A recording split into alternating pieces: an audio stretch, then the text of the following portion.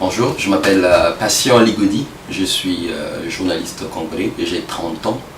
J'ai lancé à Kinshasa depuis le mois d'avril 2014 une radio 100% jeune et j'anime également des conférences sur le management de médias en RDC avec comme un seul idéal, comment vivre du journalisme en RDC sans toucher à la politique, à la religion, et c'est autour de cet idéal qu'on organise des conférences à Kinshasa, à Lubumbashi et dans 2-3 autres villes de la RDC.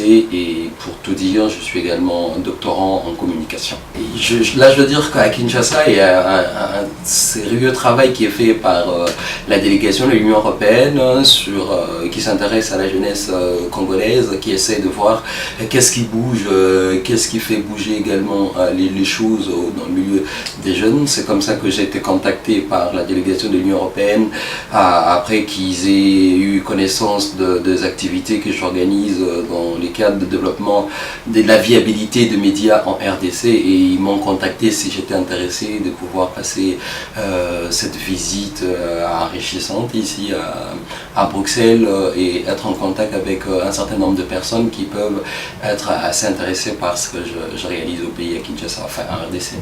J'ai passé une superbe semaine à Bruxelles, je ne me suis pas ennuyé du tout. J'ai rencontré diverses personnes sur des questions très intéressantes pour moi, qui m'occupent de la liberté de la presse, du développement de médias, du développement de la démocratie dans mon pays, la République démocratique du Congo. J'ai eu minimum 3 rendez-vous par jour. J'ai rencontré des députés européens, j'ai rencontré des journalistes qui s'intéressent aux questions liées à l'Afrique et consorts. Je suis allé voir la RTBF, la radio publique, la radio-télévision publique belge, avec des rencontres très intéressantes qui me permettent moi d'envisager plus ou moins mon travail différemment. Par exemple, là je rencontrais un réalisateur belge qui travaille pour la RTBF, qui m'a appris un certain nombre de choses sur le développement de ma radio, mais sur Internet. Et nous, on a un site Internet qui travaille d'une manière un tout petit peu archaïque. Et qu'est-ce que sera la radio demain sur Internet? Et ça m'a beaucoup aidé. Et je pense que d'ici, quand je rentre à Kinshasa, beaucoup de choses vont changer dans notre rapport avec le numérique, notre rapport avec Internet, parce que la radio de demain, ça sera la radio numérique.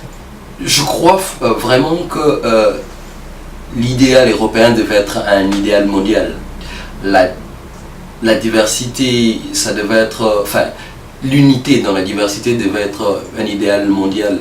Et quelqu'un qui vient d'un pays comme le mien, 2 345 000 km², environ 350 ethnies et 350 langues, dialectes, 4 langues nationales, en plus du français et un peu d'anglais, et beaucoup de conflits ethniques. Je pense que c'est très intéressant de voir comment 27 pays de l'Union européenne arrivent à s'entendre, à s'unir pour bâtir des choses ensemble. En RDC, je pense que c'est quelque chose que moi je vais essayer de mettre. Je vais essayer de voir qu'est-ce qu'on peut faire ensemble en s'inspirant un tout petit peu de ce qui s'est fait ici à l'Union européenne, au niveau du Parlement européen et au niveau de tous les services de la Commission européenne. Comment les Européens arrivent à se mettre ensemble pour développer des projets ensemble et développer notamment les dialogues interculturels. Et ça, c'est très intéressant pour quelqu'un qui vient du Congo comme moi. Et comment quelqu'un qui vient du Kivu, quelqu'un qui vient de l'Équateur, quelqu'un qui vient du Bas-Congo, comment ils peuvent travailler ensemble pour les biens, les développements de notre pays. Je pense que c'est une expérience assez intéressante, non seulement sur le plan de l'idéal, mais sur le plan du concret. Et qu'est-ce qu'on peut faire ensemble? Je pense qu'il y a un sacré parcours chez moi, dans mon pays, et cette expérience que j'ai acquise ici, j'espère mettre ça à profit pour essayer de voir qu'est-ce qu'on peut faire ensemble, en fait. Voilà. Cette année 2015, on prépare des élections qui vont avoir lieu en 2016. Et on sait par exemple dans un pays comme les nôtres, des périodes électorales sont toujours des périodes très instables et la sécurité des journalistes, c'est parmi des éléments qu'il faut essayer de voir de plus près. Ce qu'on va faire, c'est notamment installer un club de la presse à Kinshasa et à Lubumbashi aussi, pour essayer d'encadrer des journalistes et essayer de donner le maximum sur le plan d'encadrement des journalistes. Comment essayer de couvrir des questions liées aux élections sans être, c'est vrai qu'on sera inquiété, mais en ayant les maximums de sécurité possibles, en s'entourant des mécanismes de sécurité possibles pour limiter les nombres de journalistes qui vont aller en prison, limiter les nombres de journalistes qui vont être inquiétés. Donc on va mettre un centre de presse à Kinshasa qui va permettre aux journalistes de se rassembler, de pouvoir s'échanger des idées. On va essayer d'installer également Internet parce que la question de l'accès à l'Internet, c'est aussi un grand défi pour nous.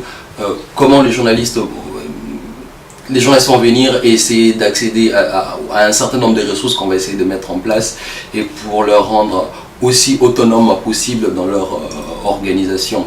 Ça, c'est les premiers projets qui vont être très rapidement mis en place. Avec les contacts qu'on a eu ici à Bruxelles, comment faire en sorte de créer une sorte de solidarité internationale autour de ces journalistes qui sont en prison pour essayer de les sortir de là.